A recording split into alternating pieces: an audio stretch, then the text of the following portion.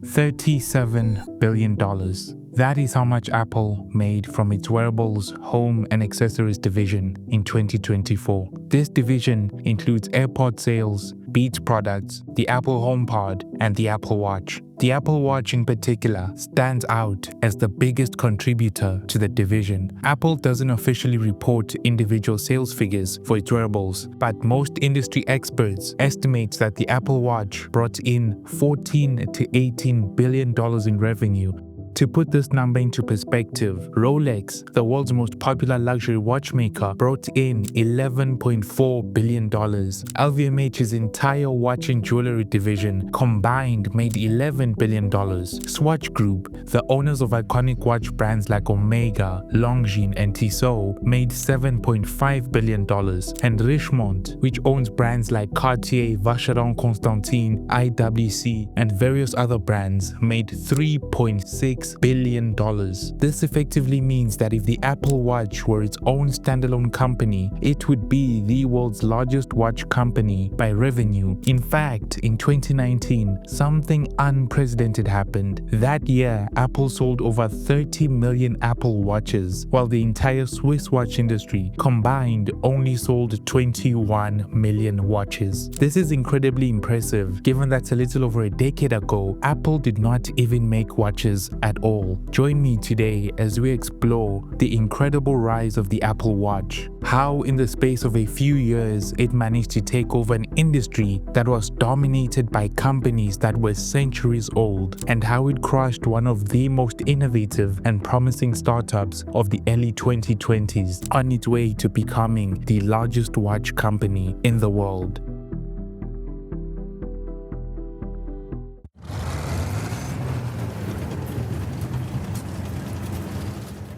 The rise of the wristwatch really began in World War I. Before then, the pocket watch reigned supreme as the preferred timepiece for men. Wristwatches existed, but they were often dismissed as delicate or even feminine, seen more as a piece of jewelry than a useful tool. It was only during World War I that this perception began to change. In the trenches, soldiers found pocket watches impractical. Digging into a waistcoat or a trouser pocket under fire wasted precious seconds, and it could be the difference between life and death. This prompted the creation of the trench watch, which was a hybrid between a pocket watch and a wristwatch. It combined the durability of pocket watches and the convenience of wristwatches. Many modern popular watch brands like Longines, Omega, and Rolex rose to prominence during this era by supplying timepieces tailored for the battlefield. By the end of World War I, wristwatches began to explode in popularity.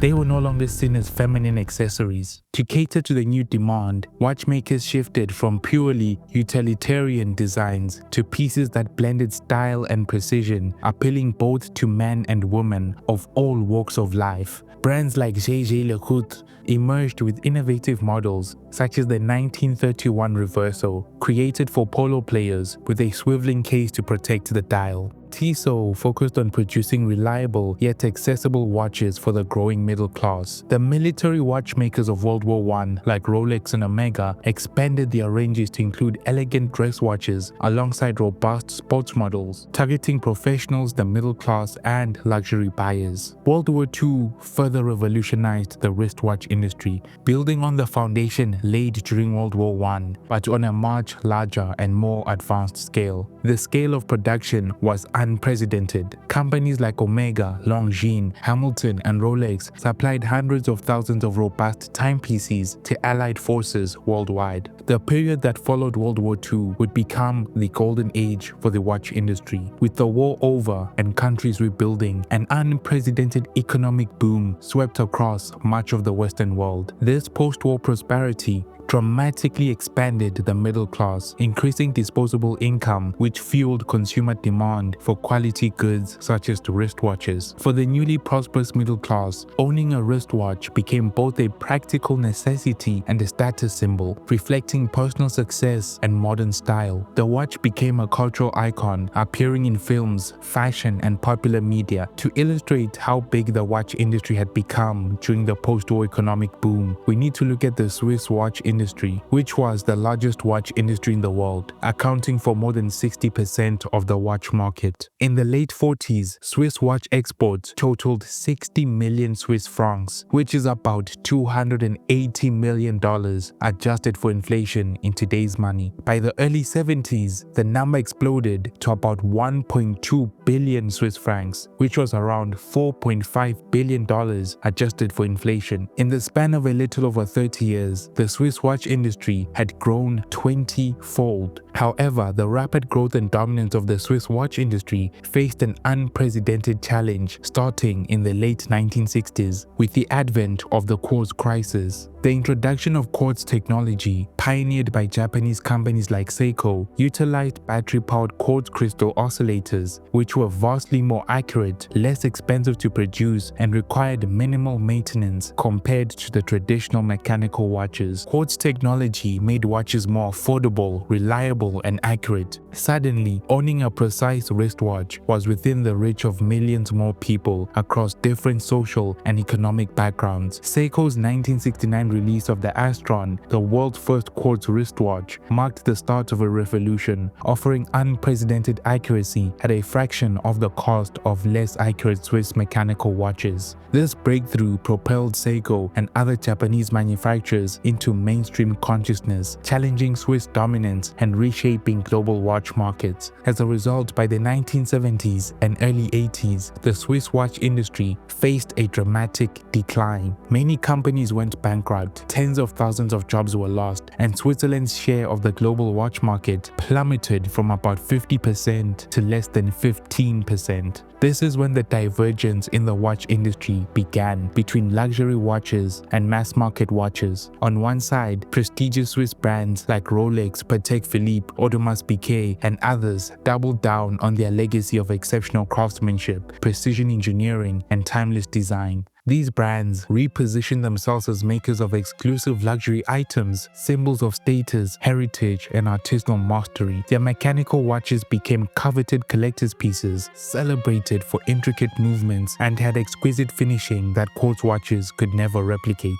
On the other side was the rise of affordable, battery-powered quartz watches from brands like Seiko, Tissot, and later the Swatch Group. They democratized watches, making reliable and stylish watches accessible to the masses. Catering to everyday consumers, the Quartz Crisis effectively split the watch industry into two distinct worlds: the high-end mechanical luxury segment and the mass-market quartz segment. The watch industry would remain largely the same until the 2010s with the advent of the smartwatch. Smartwatches had been around for quite a while, and both traditional brands and technology companies had dabbled with the idea of a smartwatch. In 1972, the Hamilton Pulsar was released, being the first commercially available digital watch. In 1983, the Seiko Date 2000 was released, which was described as a wrist computer. In 1994, the Timex Datalink, co-developed by Microsoft, became the very first watch capable of downloading data from a computer wirelessly. In 1999, Samsung entered the smartwatch arena with the SPH WP10, which was the first watch ever created that was capable of making a phone call. In 2002, the Fossil Palm Pilot was unveiled. It came pre-installed with Palm apps such as an address book, memo pad, to-do list, and a calculator. But despite the innovation and forward-thinking of all of these smartwatches, none of them were commercial successes. Early smartwatches were bulky, had short battery life, and suffered from low-resolution displays that made them difficult to read in bright light. On top of that, most consumers didn't yet see a compelling reason to replace a traditional watch with a gadget that offered features they could already get from other devices. This began to change in the late 2000s. The rise of fitness tracking and health-conscious lifestyles created a new demand for wearable technology that could monitor steps, heart rates, and other biometrics in real time. Sony was the first company to carve a significant market share in the early 2010s smartwatch industry with the Sony Ericsson Live View, which connected to Android smartphones via Bluetooth to display notifications, control music, and show basic information. While it sold sold a few 100,000 units, it was a modest success. It suffered from limited functionality and poor battery life. A few years later, in 2013, Samsung entered the smartwatch market with the Galaxy Gear watch, launched alongside the Galaxy Note 3. Leveraging the massive global distribution network and marketing muscle, Samsung quickly became the biggest seller of smartwatch almost overnight, moving over 1 million units within months of launch. However, sales success didn't translate into universal praise. The Galaxy Gear was criticized for its short battery life, limited compatibility, clunky software, and an awkward built-in camera that many saw as a gimmick. Early adopters often returned their units at unusually high rates. While Samsung had proved the smartwatch could be a sales hit through sheer brand power, it hadn't yet proven it could win hearts. In contrast, the first smartwatch to truly capture the imagination of tech enthusiasts was Pebble. Founded in 2012, Pebble began as a Kickstarter project with a modest $100,000 funding goal.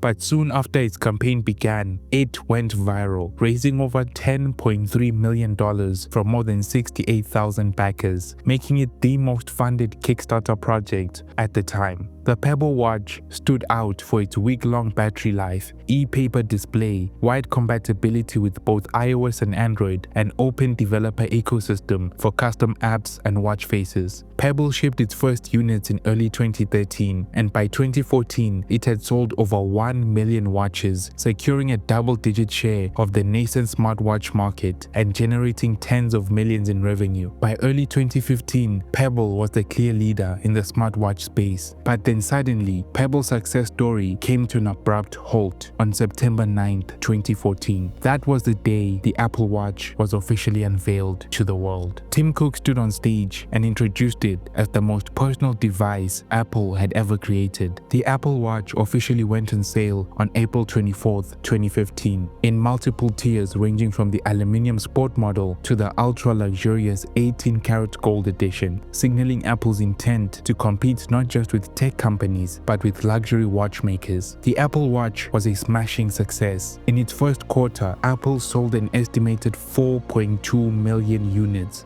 immediately becoming the world's top smartwatch maker. It even saved people's lives. In 2016, a 62-year-old man in Canada was feeling unwell at work when his Apple Watch recorded a heart rate of 210 BPM. It alerted him to seek urgent medical help. Upon arriving to the hospital, he was diagnosed with a critical heart attack, rushed to surgery, and doctors confirmed that without that alarm, he likely wouldn't have survived. By 2019, the Apple Watch's dominance reached a symbolic milestone. It sold an estimated 31 million units. For the first time in history, a technology company had outsold Switzerland's centuries-old watchmaking powerhouse. On its trailblazing rise to global dominance, many companies fell victim to the sheer dominance of the Apple Watch. None more so than Pebble. Pebble, once the darling of the early smartwatch boom, quickly began to feel the effects of Apple's arrival. By 2014, Pebble had sold over 1 million units and achieved a private valuation estimated between $700 million and $1 billion. But when the Apple Watch came out, the trouble began. Almost overnight, the smartwatch market shifted from a niche tech geek playground into a mainstream consumer battleground. Apple had proven that there was immense consumer demand for smartwatches, which sparked interest from much larger industry players. Companies like Samsung, LG, and Huawei began pouring significant resources into developing their smartwatches. The intense competition rapidly eroded Pebble's early lead. Sales began to slow just as Apple and other giants captured market attention, and Pebble found itself unable to sell the massive inventory it had stocked up in anticipation of continued growth that never came. With much of their capital tied up in unsold inventory, Pebble's financial troubles deepened. By mid-2016, revenue was falling, losses were mounting, and venture capital investors began walking away. The breaking point came when Pebble, once valued at nearly $1 billion, could no longer meet its debt obligations. Facing bankruptcy, it laid off a quarter of its staff in early 2016 and began quietly seeking buyers. Eventually, Fitbit acquired Pebble software assets that marked the end of the once promising brand. Fitbit was hoping that Pebble software developers and loyal community would help it challenge Apple's growing dominance, but things didn't go to plan. Even with Pebble's DNA in its smartwatch lineup, by the late 2010s, Fitbit's market share in smartwatches was a fraction of Apple's, and the gap continued to widen year after year. Facing stagnating sales and mounting competition from both Apple and cheaper Chinese manufacturers, Fitbit itself was acquired by Google in 2019 for $2.1 billion. Yet even Google's smartwatch efforts have struggled to gain meaningful ground against the Apple Watch, underscoring the sheer scale of Apple's market dominance. From its launch, the Apple Watch dominated the smartwatch industry, but what it failed to do was disrupt the luxury Swiss watch industry. Contrary to popular belief, the Swiss watch industry is doing better than it's ever done before. In fact, it could be argued that the Apple Watch not only saved the Swiss watch industry, but helped it grow. Apple brought watches back into everyday conversations for a generation that had largely abandoned them. Fundamentally, the Apple Watch is not a luxury watch. It lacks the craftsmanship, longevity, and heritage of a true luxury watch company. Relative to luxury watches, it is also quite cheap and much more popular. Rather than luring away potential Rolex or Patek Philippe buyers, the Apple Watch created a new niche of consumers based on fitness tracking and health consciousness, many of whom had never owned a watch at all and never would have had it not been for the Apple Watch. Luxury watchmakers, meanwhile, doubled down on their heritage, craftsmanship, and exclusivity, thriving in a space that the Apple Watch could never truly replace. Where the real disruption occurred was at the lower end of the traditional watch market, the territory which was once dominated by brands like Seiko, Citizen, and Tissot. For many consumers who might have bought a $200 to $500 analog quartz watch, an Apple Watch offered far greater perceived value, functionality, and daily utility. So ironically, luxury watches like Rolex and Patek Philippe have Apple to thank for making the watch cool again. The new generation of Apple Watch users is fast becoming the future market for luxury Swiss watches. So in an interesting twist of fate, Apple didn't kill Rolex, but rather saved it from dying. Thank you for watching.